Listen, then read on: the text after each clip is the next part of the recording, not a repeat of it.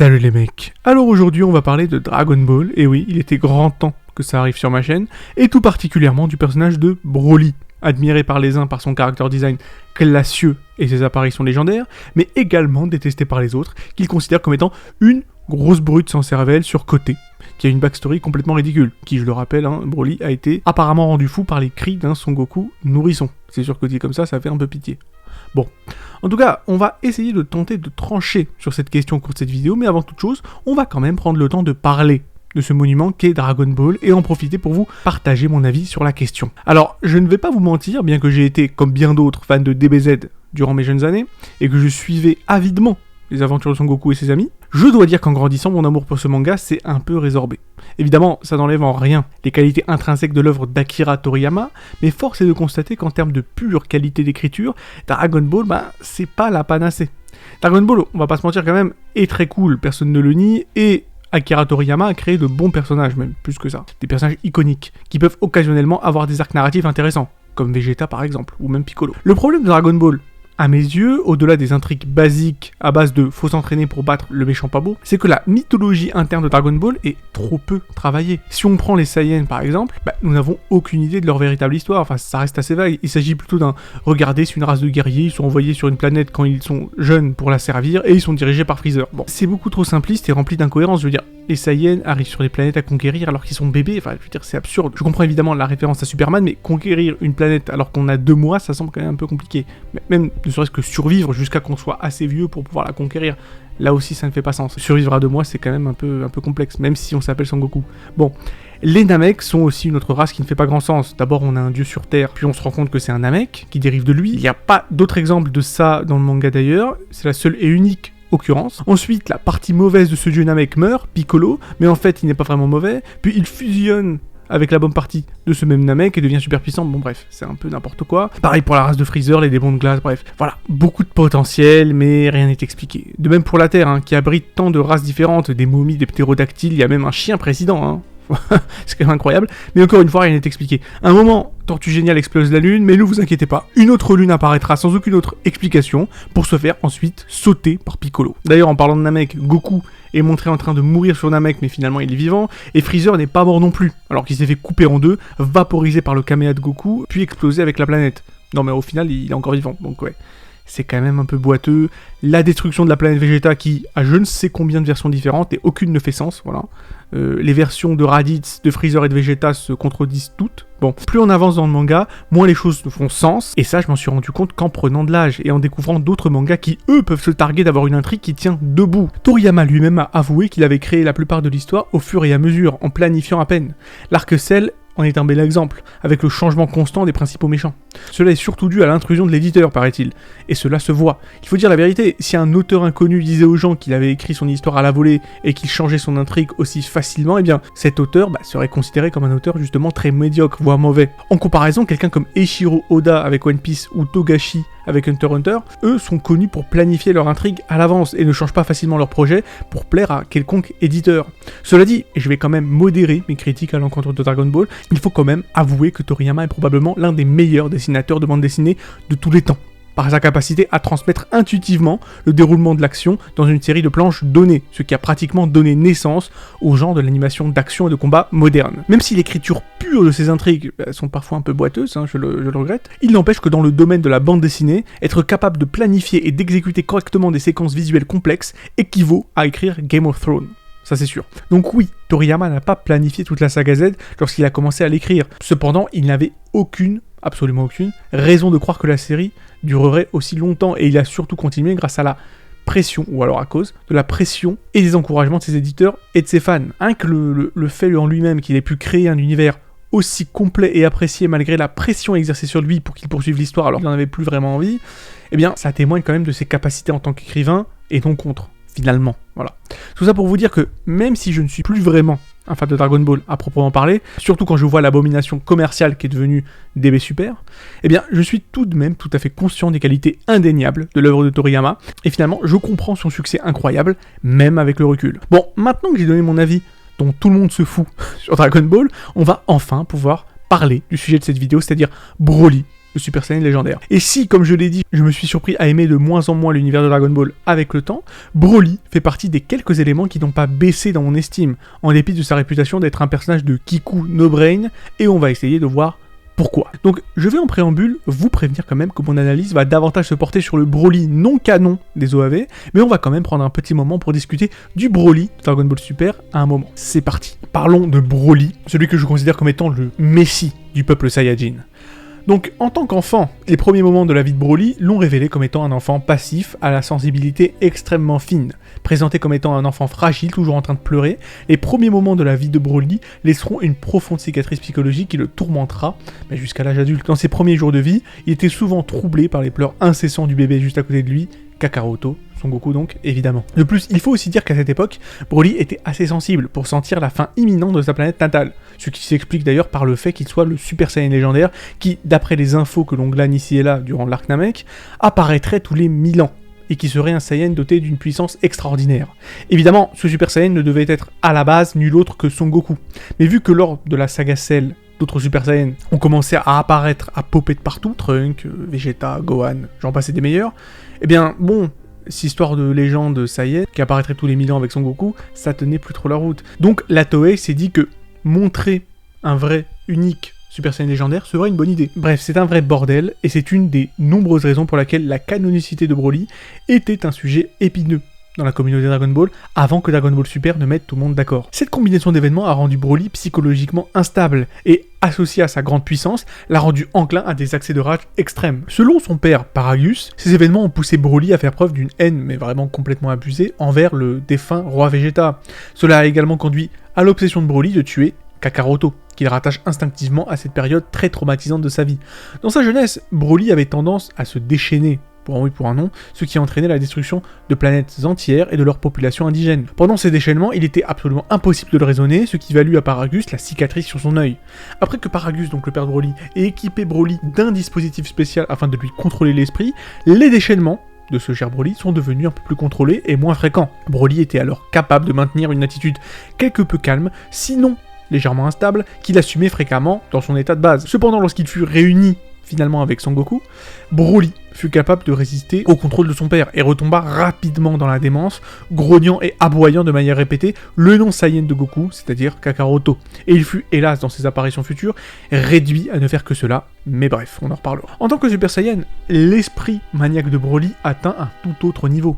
Paragus le décrivait comme étant le vrai Super Saiyan, le symbole le plus pur de leur race de guerriers conquérants. Il suffit de voir la réaction paniquée, presque sidérée, de Vegeta, lorsqu'il comprend que Broly est le Super Saiyan légendaire, pour comprendre que Broly est l'équivalent du Jésus du peuple Saiyan, représentant leurs qualités et leurs défauts jusqu'à la caricature. C'est pour ça que j'ai qualifié de Broly de Messie des Saiyajins. Broly est une machine à tuer, sans rationalité, sans émotion, sans moralité et sans remords. Broly est ce que les Saiyans peuvent faire de meilleur et de pire en même temps. Dans son état transformé, Broly hurle et glousse fréquemment de façon totalement insensée. Il fait preuve d'une volonté assez terrifiante de tuer des enfants à 2 reprises. D'abord avec le jeune Gohan, puis ensuite avec les encore plus jeunes, Son Goten et Trunk, dans le second OAV, au cours du second OAV.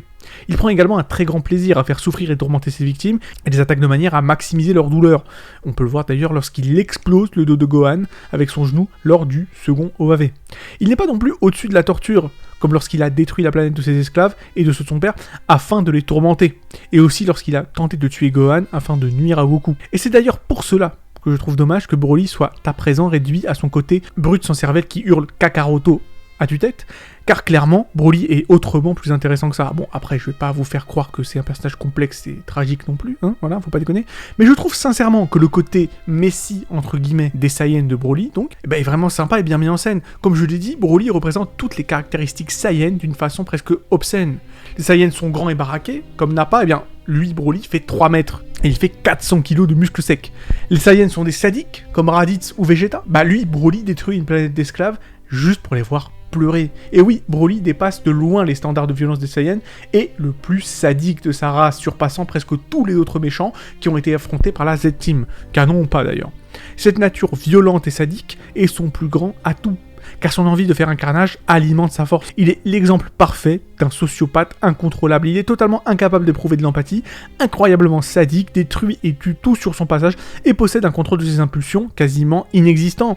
Alors que Broly vaporise avec désinvolture ceux qui sont trop faibles pour lui tenir tête comme des fourmis, il a un certain respect pour ceux qui ont le courage, sinon la force, de lui tenir tête, prenant même le temps de complimenter la bravoure de ses ennemis avant de les briser littéralement. Bien que son pouvoir puisse avoir quelque chose à voir avec sa nature de cinglé, il est aussi fortement sous-entendu que les expériences traumatisantes qu'il a dû endurer au jour de sa naissance, ont eu beaucoup à voir avec sa folie, peut-être même plus que son niveau de pouvoir lui-même, qui était déclaré d'être de 10 000 unités lorsqu'il était nouveau-né, donc voilà, Broly, on peut dire qu'il pèse quand même. On sait cependant que sa puissance en perpétuelle augmentation ne favorise pas sa mentalité déjà déséquilibrée, le réduisant à la fin à un fou furieux qui ne peut que dire « Kakaroto ».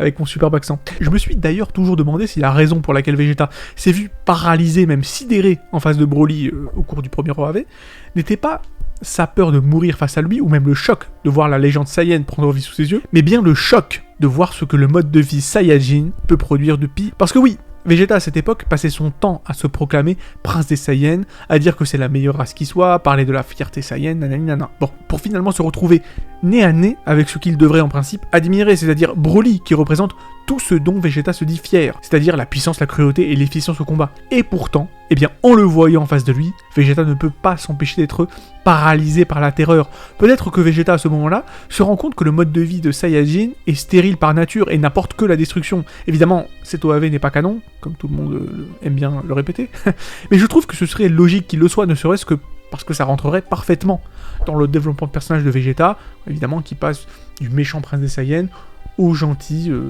époux et ami de Son Goku et époux évidemment de Bulma. Voilà. Bon alors, Broly c'est un perso de con ou un incompris finalement? Ce serait pas mal de trancher la question. Bon, Broly est l'un des personnages les plus populaires de la franchise Dragon Ball, mais également le plus controversé. Considéré par certains comme un personnage plat et sans envergure, seulement apprécié pour des raisons superficielles, parce qu'il est trop balèze, bon. Faudrait lui péter le coccyx à 3 d'ailleurs, soit dit en passant. Bref, sans parler d'ailleurs de sa backstory bizarre qui en a fait rigoler plus d'un. Car oui, le fait que Broly ait été traumatisé par les simples cris d'enfant de Son Goku semble stupide dans le meilleur des cas, et qu'on dirait que c'est juste une excuse pour inventer une rivalité factice entre Goku et Broly, sans que ça ait vraiment du sens. Cela dit, il y a quand même 2-3 éléments dont il faudrait reparler sur le Broly original. Il a été démontré que, même lorsqu'il était enfant, son pouvoir provoquait chez lui une instabilité mentale massive. On pourrait également dire que le coup de couteau qu'il s'est pris on est en partie responsable, mais bref. Il est ensuite montré comme un enfant incroyablement assoiffé de sang et de violence, faisant même perdre un œil à son propre père, qui essayait de le retenir alors qu'il se délectait d'une nouvelle destruction. C'est évidemment la caractéristique clé de Broly. Il est démentiel, totalement fou, avec une telle intensité de pouvoir et de puissance qui ne fait qu'augmenter avec l'âge, sans doute aussi à cause d'un grave traumatisme d'enfance causé par le fait d'avoir été poignardé et d'avoir vu sa planète natale détruite. Broly est beaucoup trop dérangé, même une petite altercation avec lui peut entraîner la mort, ce qui a failli arriver à Paragus jusqu'à que son dispositif de mind control se déclenche et que Broly, forcément, soit contrôlé. Maintenant, qu'est-ce que cela signifie? Cela signifie que la rage de Broly envers Goku n'est pas exclusive, c'est un sociopathe purement et simplement. Alors, maintenant, pourquoi déteste-t-il Goku en particulier? Franchement, dans le premier film, Goku est à peine un centre d'intérêt pour lui, plutôt un déclencheur de souvenirs douloureux au pire, irritant au mieux. Évidemment, tout le monde sait qu'il est irrité par les pleurs de Goku nourrisson, mais cela est naturellement associé au fait qu'il ait été poignardé dans la poitrine lorsqu'il était enfant et que ce jour-là est aussi le jour de la destruction de la planète Vegeta. En toute honnêteté, ce n'est pas implicitement la raison pour laquelle il est en colère, mais cela y est certainement associé. Et même si c'est pas le cas, il n'est pas nécessaire d'être un génie pour savoir qu'il faut très peu de choses pour déclencher un épisode de démence chez quelqu'un qui est complètement déséquilibré. Il y a une chose essentielle à propos de ce personnage que les gens ont tendance à ignorer à un degré presque criminel. Car Broly, comme je le répète, est fou. Broly ne déteste pas Goku parce qu'il a pleuré à côté de lui, Broly déteste Goku parce qu'il se souvient de lui, qu'il déteste à peu près tout et qu'il aime faire du mal à une échelle galactique. La haine de Broly est loin d'être exclusive à Goku. Broly tuera joyeusement des esclaves innocents comme je l'ai déjà dit, explose littéralement la Z-Team, détruit la planète des esclaves et tue presque Gohan jusqu'à que Piccolo n'arrive. Toute haine envers Goku est au mieux légèrement personnelle, une simple première victime parmi tant d'autres s'il n'est pas arrêté. Car avant même d'être l'ennemi mortel de Goku, Broly représente le pinacle de la culture Saiyan. Aussi, il détruit tout sur son passage, tue, conquiert, abat et soumet. Goku a juste eu la malchance de se trouver en travers de son chemin. Ce n'est vraiment qu'à partir du deuxième OAV que Broly commence à exprimer les traits de caractère dont les gens se moquent et dont ils font des mèmes à l'heure d'aujourd'hui, c'est-à-dire voilà, Le mec au QI négatif qui crie Kakaroto 40 fois par seconde. Bon. Mais même là encore, ça peut être expliqué. Broly ne déteste plus Goku parce qu'il a pleuré à côté de lui lorsqu'il était gosse. Non, il le déteste parce qu'il l'a battu lors du premier OAV. À tel point que même entendre Goten pleurer est suffisant pour le réveiller de son sommeil glacé. Dans tout le film, Broly demande à Goku une seule et unique chose, une revanche. C'est le réveil d'un démon qui échappe à la mort elle-même et qui guérit lentement dans la glace au fil des ans. Et qui ne se souvient que d'une seule chose à son réveil, la personne qui l'a battu, c'est-à-dire Goku. Donc en gros, les pleurs de Goku sont un déclencheur pour Broly, mais pas la raison centrale de sa violence, juste un faible souvenir qui libère une bête préexistante, née trop puissante, et je rappelle encore une fois que Broly ne déteste vraiment Goku à un degré incroyablement personnel que dans le deuxième film, où il se réveille pour ne penser qu'à une revanche. Maintenant, au-delà de son côté représentation surdosée de tout ce qui est pire chez les Saiyans, Broly a aussi d'autres facettes plus ou moins intéressantes, comme le fait qu'il puisse être considéré comme une version sombre de Goku. Et oui, les deux Saiyans sont nés le même jour, tous deux finissent par devenir les Saiyans les plus puissants de tous les temps, tous deux atteignent la forme de Super Saiyan. Cependant, Broly est né surpuissant avec un niveau de puissance de 10 000 de base, était destiné à la grandeur, tandis que Goku est né avec un niveau de puissance minime de 2 et a été considéré comme une ordure de bas étage, en tout cas à sa naissance. Goku a atteint sa puissance phénoménale en travaillant en s'entraînant dur, alors que Broly est juste surpuissant sans forcer. Mais le plus important, c'est que Goku a défié ses instincts de Saiyan, qui aiment les effusions de sang pour devenir un héros, tandis que Broly incarne la nature sauvage des Saiyans, devenant ainsi l'esclave de ses pulsions meurtrières. Broly est aussi une version beaucoup plus instable de Gohan, avec un père qui le soutient moins, évidemment. Car tous les deux ont des pères, qui ont une façon spéciale d'être père, justement. Bon, Paragus, exploitant le pouvoir du Super Saiyajin légendaire de Broly, est essentiellement une version sombre et tordue de la façon dont Goku a reconnu que Gohan avait un pouvoir latent, surtout lors de l'arc Cell. La différence étant que, bien que s'appuyant parfois sur des tactiques sournoises, les motifs de Goku étaient loin d'être aussi bâtards que ceux de Paragus. Un certain nombre de fans ont également remarqué que, visuellement tout du moins, Broly est en fait une version Saiyan pur sang de Trunks du futur. Il a une relation tumultueuse similaire avec son père, et en plus de sa forme Saiyan normale, il y a une autre transformation qui le rend beaucoup plus balèze, lui donnant des yeux blancs, enfin bref. Vous savez très bien de quoi je parle. D'ailleurs, le personnage de Broly a été créé par Takao Koyama, qui a eu l'idée de créer un méchant Saiyan surpuissant et menaçant, après avoir vu Trunks du futur se transformer en sa espèce de forme Super Saiyan baraquée au cours de l'arc Cell.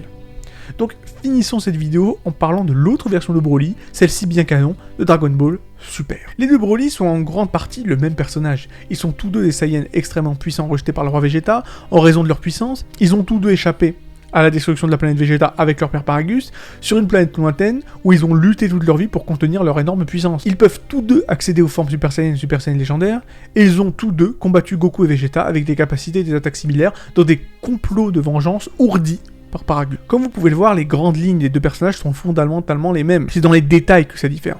Le Broly de DBZ est un personnage purement maléfique et complètement psychotique, rendu apparemment fou à un jeune âge par les pleurs incessants d'un bébé coucou, bref, une source d'immense confusion, dérision et de la joie de la plupart des fans, mais on ne va pas en reparler, vous connaissez déjà mon avis sur la question. Le Broly canon, quant à lui, est un gentil géant, à la voix douce, mais qui lutte contre sa rage réprimée par les abus qu'il a subis pendant des décennies aux mains de son père. Il a été exilé de la planète Vegeta des années avant la naissance de Goku, et ne se soucie pas de lui en tant qu'adulte. Broly canon a été exilé à Vampa, alors que Broly de DBZ a été exilé à New Vegeta.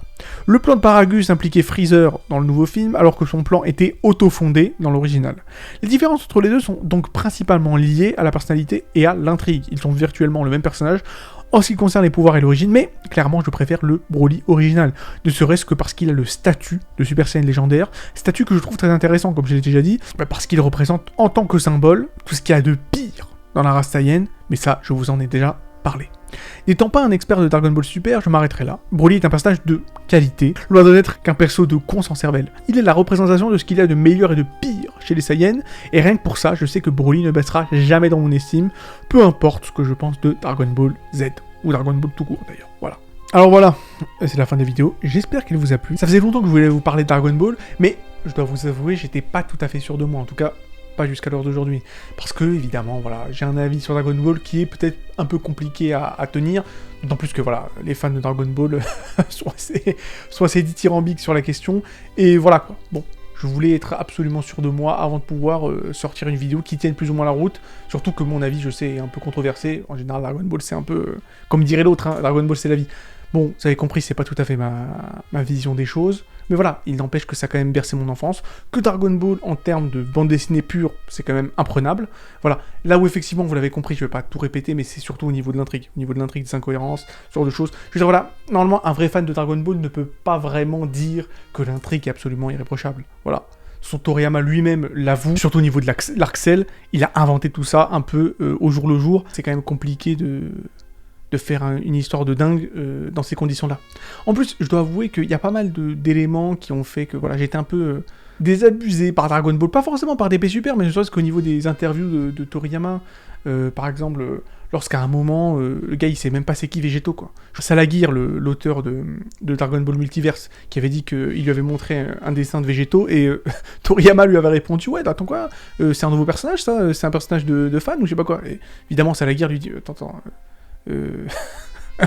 tu te rends compte que c'est Végéto, c'est ton personnage. Voilà, il y a pas mal de trucs comme ça, comme le fait par exemple que le Trunks de Dragon Ball Super ait les cheveux bleus, parce que Toriyama se rappelait plus qu'il avait les cheveux blancs de base. Enfin voilà, je veux dire, ce genre de truc, tu te dis, mais en fait, Toriyama, il s'en bat les couilles de Dragon Ball. C'est ça, en fait, ce genre de choses, a juste donné envie de juste dropper Dragon Ball, tout simplement. Parce que quand tu vois que les fans de Dragon Ball, ils sont capables de faire des 200 pages de d'essais pour t'expliquer que, comment dire, je sais pas moi, que Cell est plus fort que Broly, ou que Broly n'est pas canon, ou que Cell c'est ceci, lui il est plus fort, que Kid Buu il est plus fort que Buan, que je sais pas quoi. Tu vois les mecs qui sont ultra passionnés. Et derrière, tu vois l'auteur qui s'en bat littéralement les couilles. Le mec, il est même pas capable de juste googliser Trunks du futur pour voir qu'effectivement, oui, il a les cheveux blancs et pas les cheveux bleus. Enfin, je sais pas. Ce genre de détail m'a juste donné envie de dire, non mais attends, mais il se fout de notre gueule, ce mec. Je veux dire, après, on peut pas lui en vouloir. Je veux dire, c'est pas de la faute de Toriyama, si derrière Dragon Ball, c'est un véritable phénomène depuis quasiment 25 ans, 30 ans à l'heure d'aujourd'hui. Voilà, c'est pas de sa faute. Mais ce que je veux dire, c'est le fait que l'auteur du manga soit 1000 fois moins investi dans ses personnages et dans son intrigue que les fans du manga en lui-même. Je sais pas, je trouve ça un peu... Ça m'a un peu dégoûté. Encore une fois, on peut pas en vouloir à Toriyama. C'est pas de sa faute si les fans de Dragon Ball sont ultra passionnés.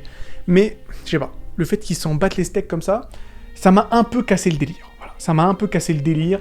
Et voilà quoi. C'est comme si t'allais voir Togashi ou Eiichiro Oda ou je sais pas quoi, tu leur montres, je sais pas, une photo de Baggy pour Oda, ou tu lui montres une photo, tu sais pas, de Yusuke ou de Kuwabara pour Togashi, et que le mec il te répond non mais quoi, c'est quoi ces personnages, oh, je sais pas, c'est un personnage de fan, c'est un fan art. Je dis non mais attends, c'est un personnage de ton manga. Pour moi c'est quasiment ça quoi. Pour moi c'est quasiment ça. Enfin je sais pas. Peut-être que j'exagère, peut-être que je fais un faux procès à Toriyama parce que c'est pas de sa faute. Pas de sa faute s'il s'investit beaucoup moins que ses fans. On peut pas lui en vouloir pour ça, mais voilà. Ça fait partie d'une des raisons pour laquelle Dragon Ball me fait un peu chier ces derniers temps, je dois avouer. Peut-être pas chier, mais voilà, j'ai été un peu désabusé. Voilà, c'est un peu la désillusion de Dragon Ball, surtout avec Dragon Ball Super où tu vois que Toriyama s'en bat littéralement les couilles. Tu te dis, attends, mais tu veux être fan d'une œuvre dont l'auteur s'en bat les steaks. Tu te dis, ouais, mais en fait, je perds mon temps, quoi. Bref. Faut dire aussi que, voilà, j'ai lu pas mal des autres œuvres de Toriyama, que ce soit Dr. Slump ou Neko Majin Z ou je sais pas quoi, là. Voilà. Là où il est vraiment bon, c'est au niveau de l'humour pur, quoi. Voilà, c'est juste au niveau de l'humour pur, c'est au niveau de la parodie. On voit ça d'ailleurs dans l'arc Buu. L'arc Buu qui est en général l'arc le moins aimé des fans. Je veux dire, c'est un peu l'arc le plus Toriyamesque de tout Dragon Ball Z, hein. Voilà, c'est là où il y a le plus de blagues. Le grand méchant, c'est un espèce de chewing-gum dégueulasse. Il y a une grosse place donnée à Mister Satan. Enfin voilà quoi. J'ai envie de dire, c'est l'arc le plus Toriyamesque de DBZ, et pourtant c'est l'arc le moins apprécié des fans. Je sais pas, il y a quand même quelque chose à crever de ce côté-là, quoi. Bref. Dites-moi ce que vous en pensez, dites-moi ce que vous... si vous voulez que je continue sur Dragon Ball, si vous voulez que je parle peut-être d'un autre personnage, Vegeta, Piccolo, je ne sais pas. Voilà. Prenez soin de vous, et à la prochaine.